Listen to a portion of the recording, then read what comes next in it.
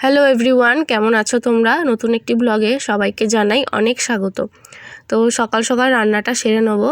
তো ভাত বসাবো, এই যে চাল ধুয়ে নিচ্ছি। আর কি তরকারি করব দেখা যাক। আর বাইরের পরিবেশটা আজকে বেশ সুন্দর, হালকা হালকা রোদ, হালকা না বেশ ভালোই রোদ, তবে ঠান্ডা তো রোদটা ভালো লাগে। আর এই যে ঘরদোর গুছিয়ে নিয়েছি, যাচ্ছি এরপর রান্নার দিকে।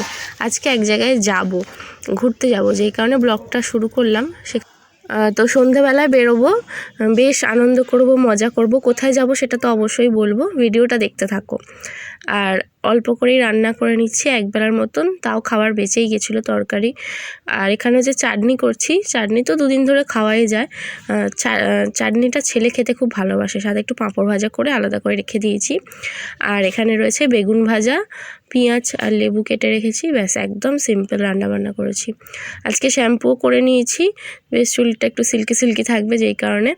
আর পাখার তলায় চুলটা এখন ভালো করে শুকিয়ে নিচ্ছি। রান্নাবান্না হয়ে গেল, এখন আর কোনো কাজ নেই। এরপর সন্ধেবেলা শুধু সেজে গুজে বেরোনোর পালা। না, খুব একটা বেশি কিছু সাজার প্ল্যান নেই যদিও, কেন জানি না এখন আর সাজতে গুজতে খুব একটা ভালো লাগে না। এই সংসারের কাজ, আয়ুষকে পড়তে বসানো, সামনে পরীক্ষা, এইসব নিয়ে এত ব্যস্ত, ওই সাজগোজ করার জন্য যেন টাইমই হয় না। এখন সন্ধ্যাবেলা আমি রেডি হয়ে গেছি। তো এখন আমি খুঁজতে বসেছি, কানেরটা পরবো, কানের আর একটা চেন পরবো। তো সেটাই এখানে খুঁজতে বসেছি, এই যে।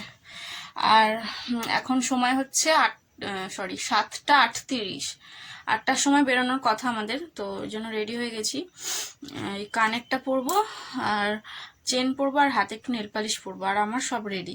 আয়ুষ এলে ওকে রেডি করবো। ওর বাবা জুতোটা খারাপ হয়ে গেছে, সারাতে গেছে। ও হ্যাঁ, আজকে কোথায় যাচ্ছি সেটাই তো তোমাদেরকে বলা হয়নি। আমি বাঁ হাতে ধরেছি বলে ফোনটা কাঁপছে। তো আজকে যাচ্ছি আমাদের এখানে বারুইপাড়ার রক্ষা কালী মায়ের পুজো। অনেক বড় প্রসেশন হয়।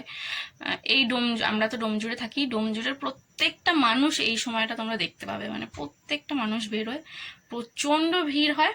তবে এই দিনটা আমাদের কাছে একটা ইমোশন, আমাদের ডোমজুড়বাসীর কাছে। তো চলো এখন আমি আমার কাজটা একটু সেরে নিই। আর ঘরের কাজ বলতে জানো তো, সব কাজ সেরেছি আমি।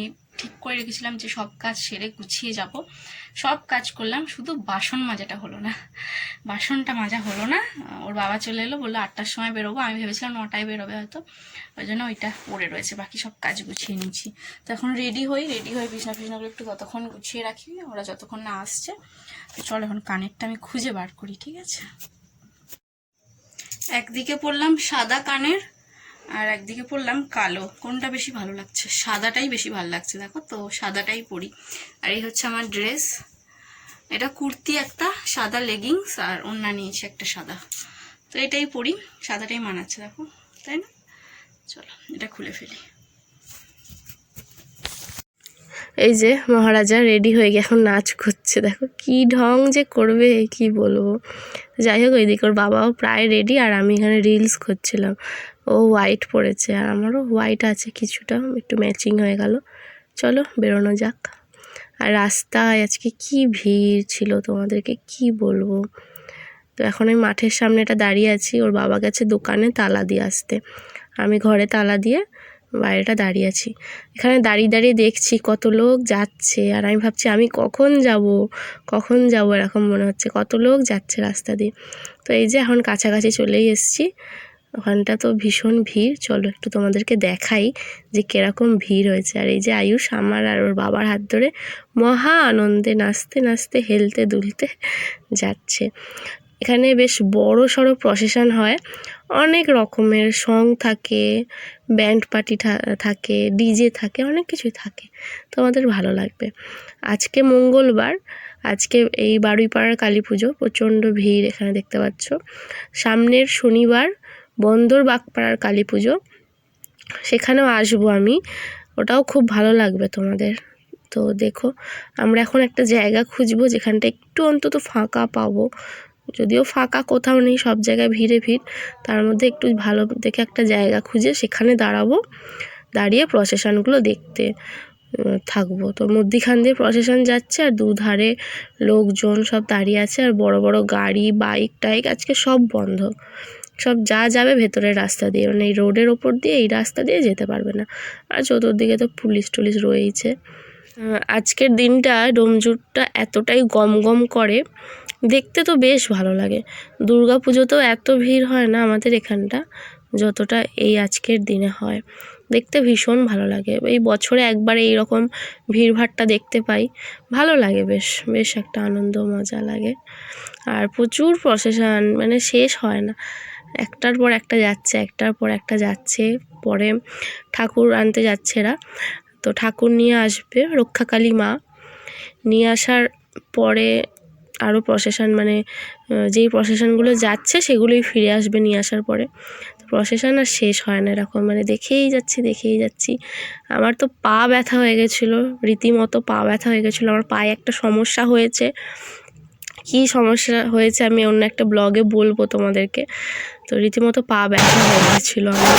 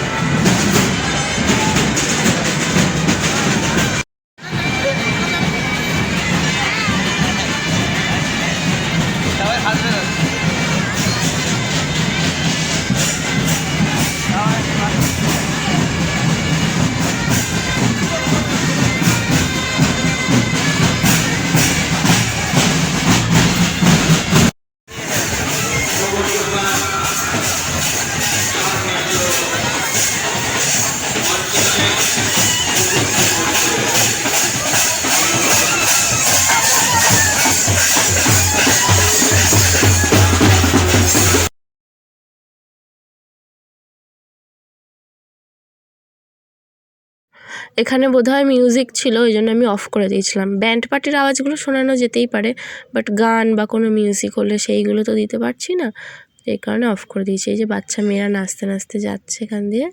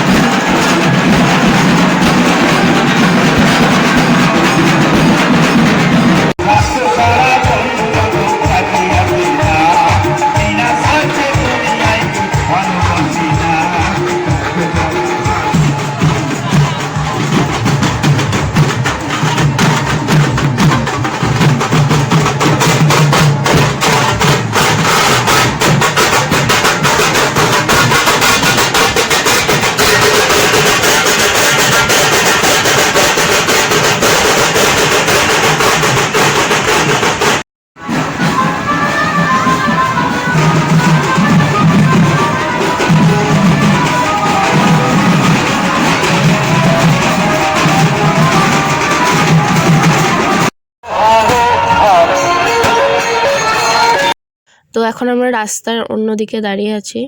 এখন কিন্তু অলরেডি রক্ষাকালী মাকে নিয়ে চলে যাওয়া হয়ে গেছে, যেখানে পুজো হবে সেখানে। এই যে রাস্তায় দেখতে পাচ্ছ অনেক ফুল ছড়িয়ে আছে, ঠাকুর চলে গেছে। তো ঠাকুর রক্ষাকালী মায়ের ছবি তুলতে নেই, এটা নিশ্চয়ই জানো অনেকেই, যদি না জেনে থাকো আমি বলে দিলাম, ছবি তুলতে নেই, যেই কারণে আমি আর কি তোমাদের সাথে শেয়ার করতে পারলাম না। তো যখন রক্ষাকালী মাকে নিয়ে যায় তখনকার যে সুন্দর দৃশ্যটা, ওটা যদি কারোর দেখতে ইচ্ছা হয় তোমাদের অবশ্যই এখানে এসে দেখতে হবে, ভীষণ ভালো লাগবে, মানে এতটাই সুন্দর লাগবে।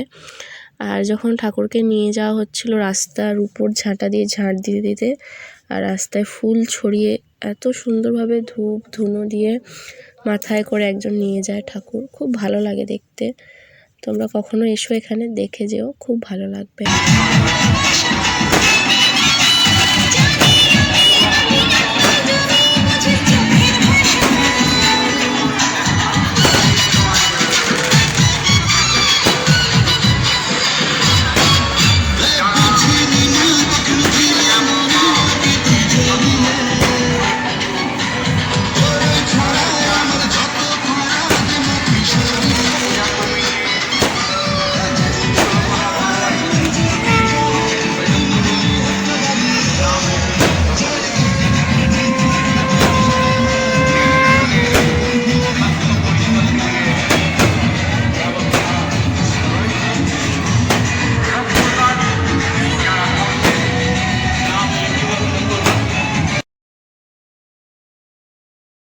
আচ্ছা, এখানে আমার একটা বন্ধুর সাথে দেখা হয়ে গেল।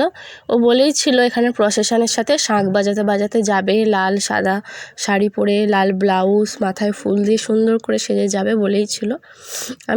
আমি অপেক্ষা করছিলাম যে ওর সাথে দেখা যাতে হয়ে যায়। তো এই যে ওর সাথে দেখা হয়ে গেল, যে আমি ডাকলাম, এই দেখো। তো আমার সাথে এসে একটু কথা বললো, তারপর ও আবার চলে গেল শাঁখ বাজাতে বাজাতে। তো আমাকে বলছে তাহলে আমার একটু ভালো করে ভিডিও কর, আমাকে পাঠিয়ে দিবি, আর আমাকে একটু ইউটিউবেও দেখাস, একটু ভালো করে ভিডিও কর। আমাকে বলছে যে ঠিক আছে, তুই শাঁখ বাজা, আমি দেখাবো। এটা ওদের একটা গ্রুপ, এই যে সবাই একই রকম সেজেছে, এক একটা গ্রুপ এক একটা দল এক এক রকমভাবে প্রেজেন্ট করছে, খুব ভালো হচ্ছে সবারটাই। দেখছি এখানে দাঁড়িয়ে দাঁড়িয়ে ভালো লাগছে, অবশ্যই খুব ভালো লাগছে। তো চলে গেল ওদের গ্রুপটা, এরপরও আরও প্রচুর প্রসেশন আসবে, মানে আমি তো দেখেই শেষ করতে পারছি না। যখন বড় বড় ডিজেগুলো আসছে তখন তো কি বলবো, ডিজে এত চাপ, এত মানুষের ভিড়, এত চাপ, সে কোথায় যাব মানে বুঝে পাচ্ছি না, এরকম অবস্থা। আর এখানে এই যে ঘোড়া, আয়ুষকে দেখাচ্ছি যে ঘোড়া, হর্স, আয়ুষ তো দেখে কি খুশি, ঘোড়াগুলো দেখে আয়ুষ ভীষণ খুশি হয়েছে।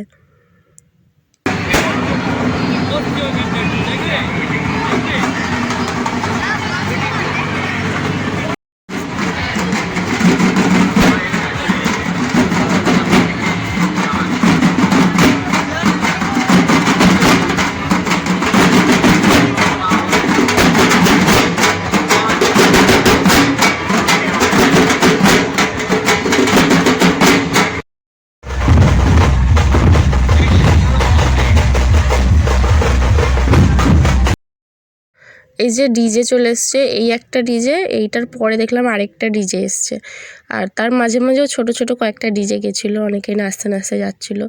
এই সময়টা তো মানে ভিড় কাকে বলে, ভিড়ের ঠেলায় কোন দিকে যাবো বুঝতে পারছিলাম না। তো যাই হোক, আমরা তারপর চলে গেলাম, এই পাশেই একটা ছোট রেস্টুরেন্ট বা ধাবা টাইপের রয়েছে, ওখানকার রান্নাগুলো খুব ভালো লাগে, ধাবা স্টাইলের রান্নাগুলো করে। তো ওখানেই কিছু খেয়ে নেবো। তো কী খেয়েছিলাম ওখানে বলি, রুমালি রুটি আর চিকেন কষা খেয়েছিলাম। আয়ুষের বাবা চিকেনের এইটা সেইটা রেসিপি অত ভালোবাসে না, প্লেন চিকেন কষা এসবগুলো ভালোবাসে, যেই কারণে চিকেনটা অর্ডার করেছিলাম, চিকেন কষাটা। বাট আমার চিকেন কষার এক্সপেকটেশনটা একটু ডিফারেন্ট ছিল, কিন্তু আমি রিয়ালিটিতে চিকেন কষাটা পেয়েছি একটু ডিফারেন্ট, যেই কারণে আমার খুব একটা ভালো লাগেনি। আমি ভেবেছিলাম চিকেন কষাটা হবে একটু শুকনো শুকনো, ড্রাই ড্রাই, পেঁয়াজগুলো মুখে পড়বে, একটু ক্রাঞ্চি থাকবে, পেঁয়াজগুলো মুখে পড়বে, হালকা একটু তেল ভাসবে, এরকম একটা চিকেন কষা আমি এক্সপেক্ট করেছিলাম। বাট চিকেনটা সেরকম ছিল না, চিকেনটা ছিল একটু গ্রেভি গ্রেভি।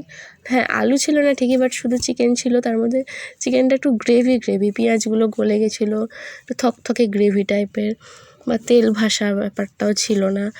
আর পেঁয়াজের ক্রাঞ্চি ব্যাপারটা ছিল না, শুকনো শুকনো ড্রাই ড্রাই ব্যাপারটা ছিল না, যেই কারণে আমার চিকেন কষাটা খুব একটা ভালো লাগেনি। এই দোকানটা থেকে বহুবার খাবার কিনে নিয়ে যাওয়া হয়েছে, কখনো এসেও খেয়েছি। রাস পুজোর সময় এসেছিলাম, তোমাদেরকে বলেছিলাম, তোমাদের সাথে শেয়ার করেছিলাম, তোমরা হয়তো দেখেছো। তখন রুমালি রুটি, তড়কা, পনির, চিকেন চাপ সব ভালো লেগেছে, কোনোটা যে খারাপ লেগেছে তা না। বাট এই চিকেন কষাটা ঠিক চিকেন কষা লাগেনি, বাট অন্যরকম লাগছিলো, মানে ঘরোয়া চিকেনের ঝোল যেরম লাগে ওরম লাগছিলো, তো যেই কারণে খুব একটা ভালো লাগেনি। যাই হোক, খেয়েছি দুটো রুমালি রুটির সাথে, পেটটা ভরলো। বাড়ি যাওয়ার সময় একটু থামস আপ, একটু যাই হোক কিছু খাবো, খেয়ে বাড়ি যাব। তো আর বেশিক্ষণ ছিলাম না, এখনও থাকতে গেলে অনেকক্ষণ থাকা যায়। তারপর আমার পায়ে প্রচণ্ড ব্যথা করছিল, পায়ে একটু সমস্যা হয়েছে, কী সমস্যা সেটা পরে বলবো। তো বাড়িতে আসার পথে একটা কোল্ড ড্রিঙ্কস কেনা হয়েছে, তো বাড়ি গিয়ে খাবো। আর এই যে বাড়ির একদম রাস্তাতেই আমরা এসে একটুখানি বাবলসগুলো ফোলাচ্ছিলাম, আর আয়ুষ তো মজার সাথে বাবলসগুলো ফাটাচ্ছিল। এইভাবেই খুব এনজয় করলাম আজকের দিনটা। তোমাদের কেমন লাগলো আজকের ব্লগটা জানিও। এরপর আমরা শনিবার বন্দর বাগপাড়ার রক্ষাকালী মায়ের পুজো দেখতে যাব, সেখানে অনেক কিছু হবে, সেগুলো শেয়ার করবো। সেখানে আর এখানে কিন্তু অনেকটাই ডিফারেন্স। তোমরা দেখো, এই ব্লগটা দেখো, খুব তাড়াতাড়ি নিয়ে আসার চেষ্টা করছি, তোমাদের ভালো লাগবে। আর আমার গলার আওয়াজ শুনে হয়তো বুঝতে পারছো আমার প্রচণ্ড ঠান্ডা লেগেছে। এই দুদিন এই যে রাত্রিবেলা বেরিয়েছি, যে কারণে একটু ঠান্ডা লেগে গেছে। চলো আজকের মতন টাটা, গুড নাইট।